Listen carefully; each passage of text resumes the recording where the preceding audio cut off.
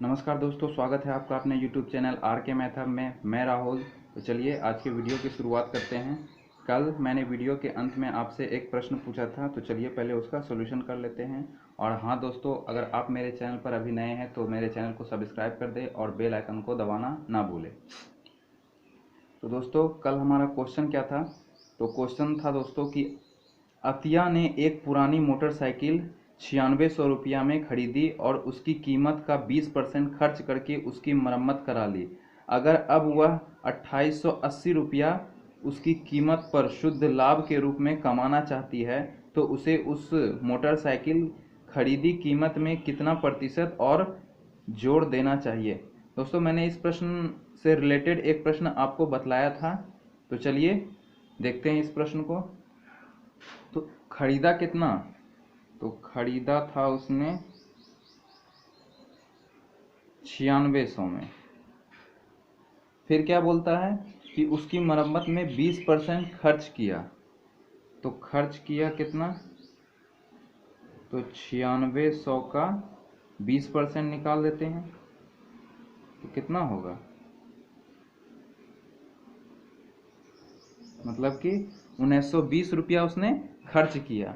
तो अब क्या बोलता है, अगर वह 2880 रुपया उसकी कीमत पर शुद्ध लाभ के रूप में कमाना चाहता है, मतलब 2880 रुपया उसको लाभ कमाना है।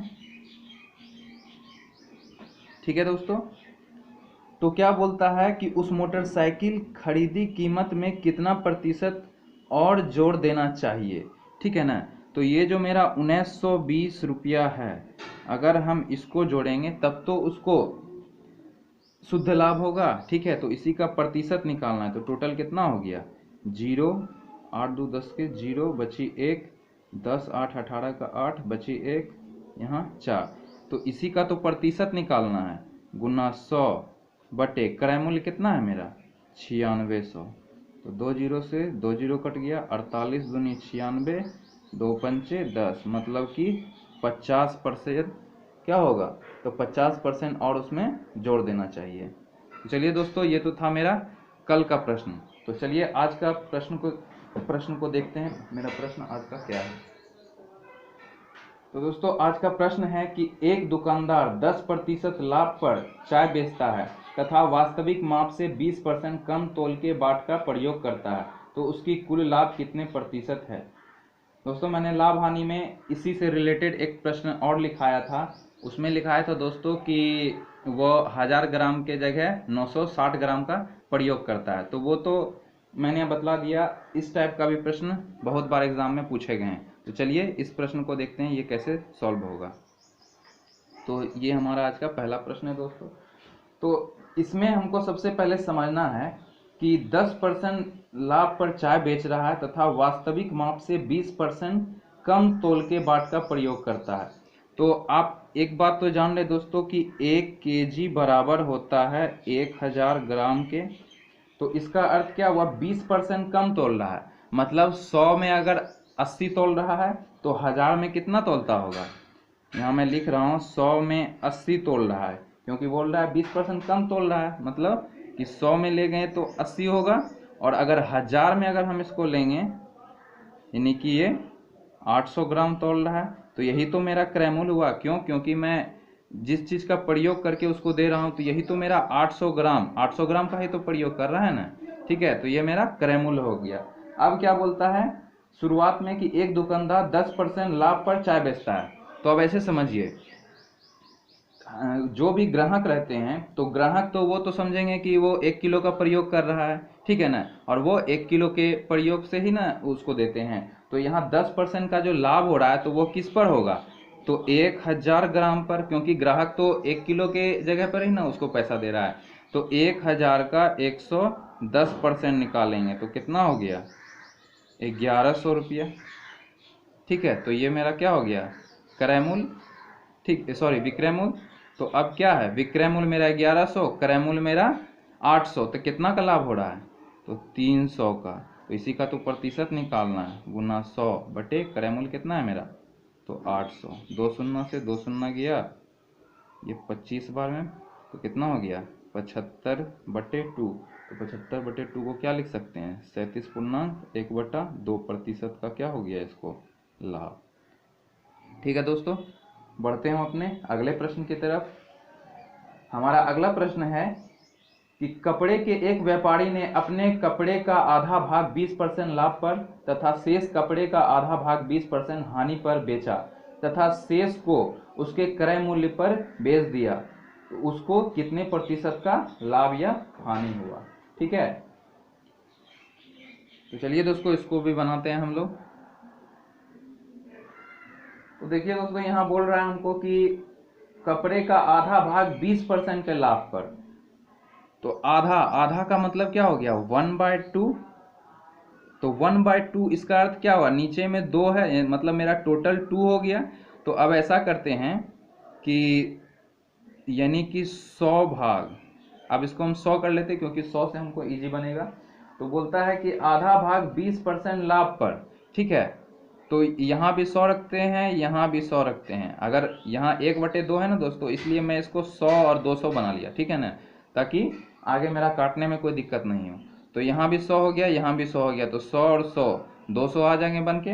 अब क्या बोलता है कि आधा भाग को 20% लाभ पर, तो 100 का 20% लाभ हो कितना होगा, तो 120। तो ठीक है, फिर क्या बोलता है, तथा शेष कपड़े का आधा, अब इसका आधा, तो इसका आधा कितना हो जाएगा 50।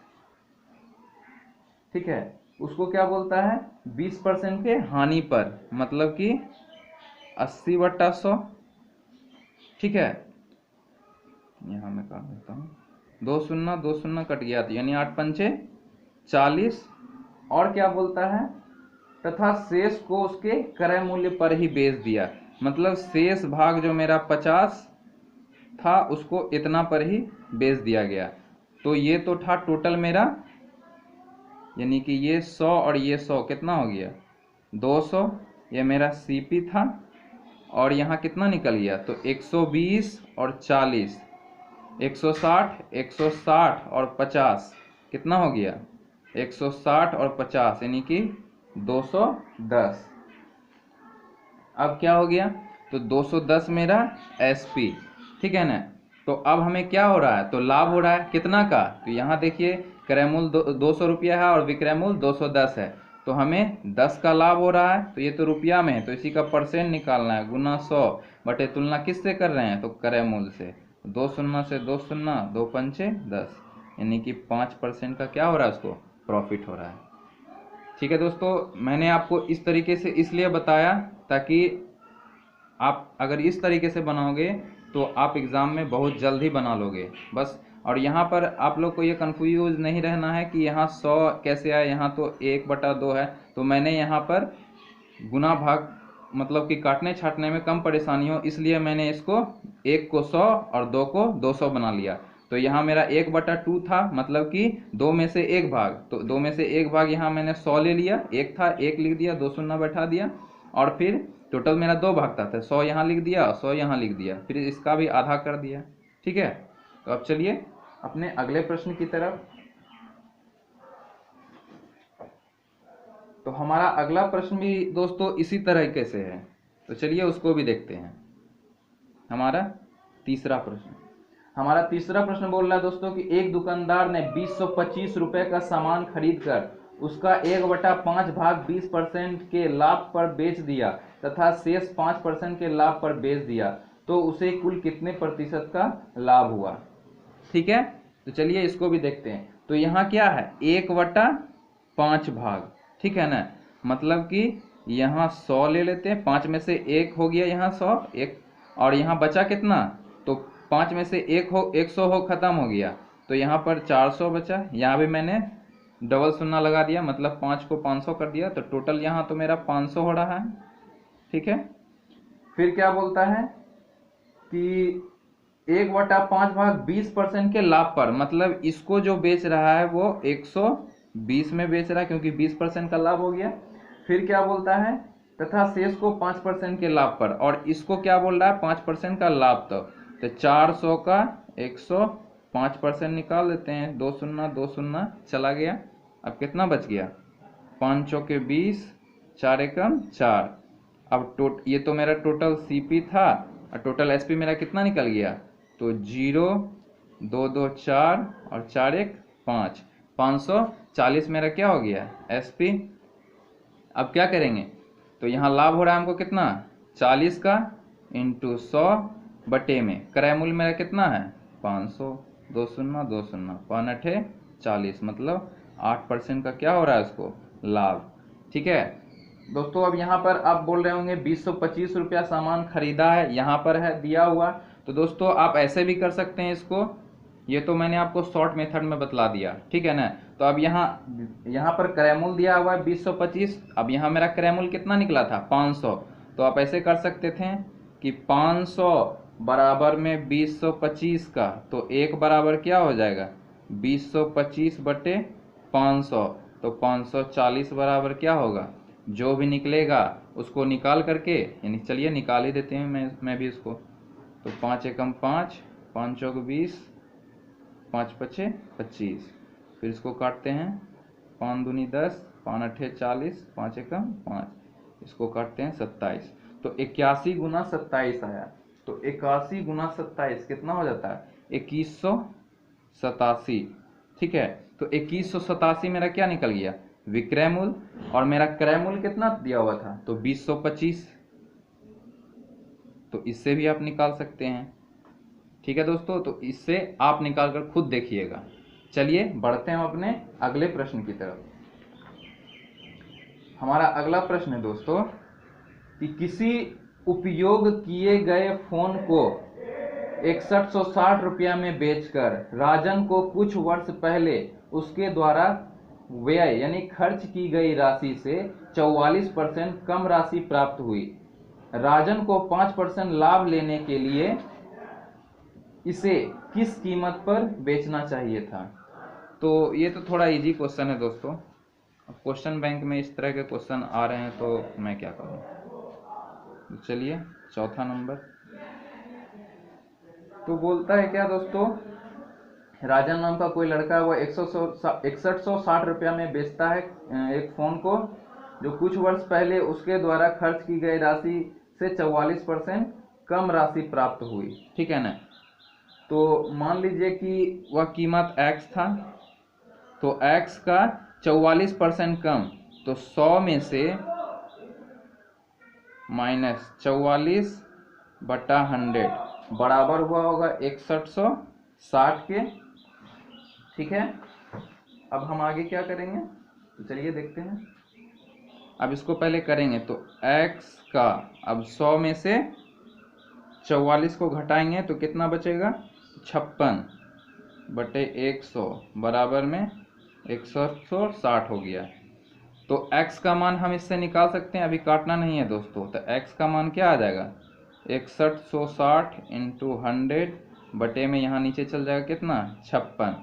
अब क्या बोल रहा है हमें क्वेश्चन में कि 5% लाभ लेने के लिए इसे किस कीमत पर बेचना चाहिए था।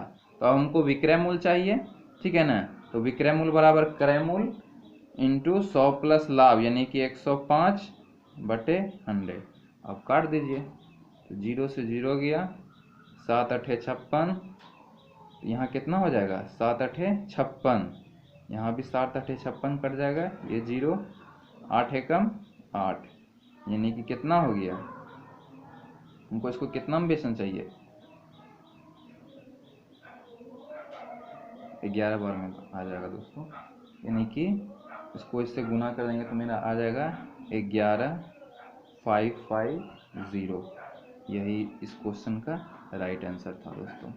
ठीक है, तो चलिए बढ़ते हैं अपने आज के आखिरी प्रश्न, और लाभ और हानि का ये लास्ट क्वेश्चन होगा दोस्तों।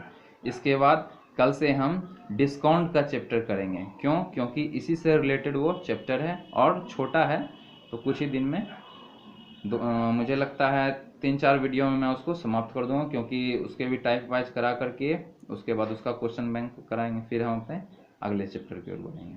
तो चलिए देखते हैं अपने आखिरी क्वेश्चन को। तो हमारा लास्ट क्वेश्चन है दोस्तों कि एक व्यक्ति 90 घड़ियां खरीदा है और 40 घड़ियों को 10% लाभ पर तथा 50 घड़ियों को 20% लाभ पर बेच देता है। यदि वह उन सभी घड़ियों को समान लाभ 15% पर बेचता है तो उसे 40 रुपये कम प्राप्त होते हैं, तो प्रत्येक घड़ी का क्रय मूल्य क्या है। ठीक है, तो माना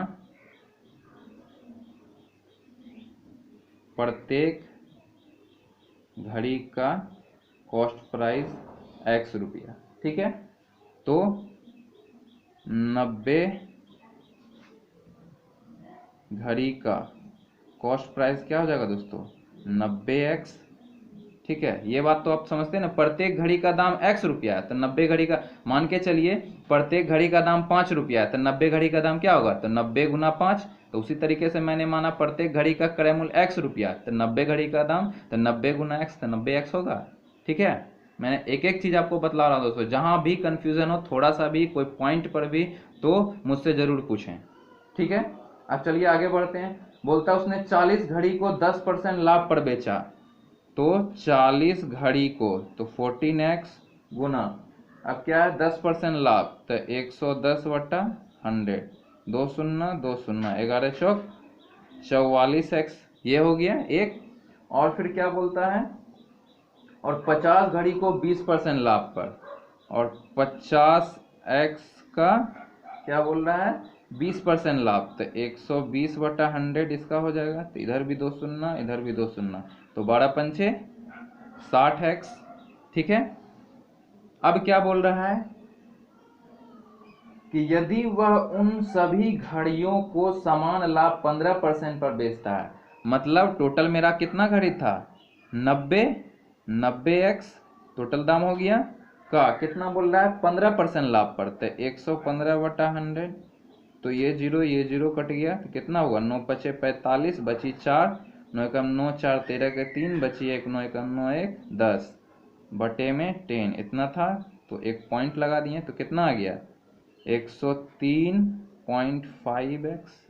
ठीक है, तो अब क्या है दोस्तों कि ये दोनों का योग कितना हो गया, तो जोड़ देते हैं 0 4 4 और 6 4 10, मतलब 104x, और ये कितना आया 103.5x। तो इसी दोनों का अंतर तो यहाँ बोल रहा है, क्यों, क्योंकि जब वह 15% लाभ पर बेचता है तो उसे 40 रुपया कम प्राप्त होते हैं। ठीक है, तो अब कर देंगे हम प्रश्न को, तो 104x माइनस 103x बराबर 40, 103.5 है दोस्तों, मैं यहाँ फिर से कर देता हूँ, 104x माइनस 103.5x बराबर 40।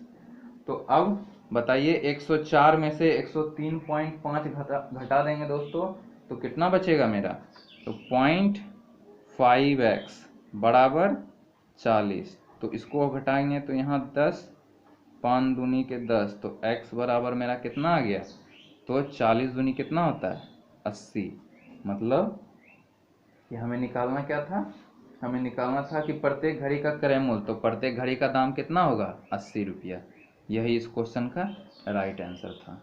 तो दोस्तों वीडियो कैसा लगा हो, अगर अच्छा लगा हो दोस्तों तो लाइक ज़रूर करें, और मिलते हैं अपने कल अगले वीडियो में अगले चैप्टर के साथ। और हाँ दोस्तों, आज भी आपके लिए मैंने एक प्रश्न रखा है, इस प्रश्न को बनाइए। तो कल मिलते हैं, तब तक के लिए धन्यवाद।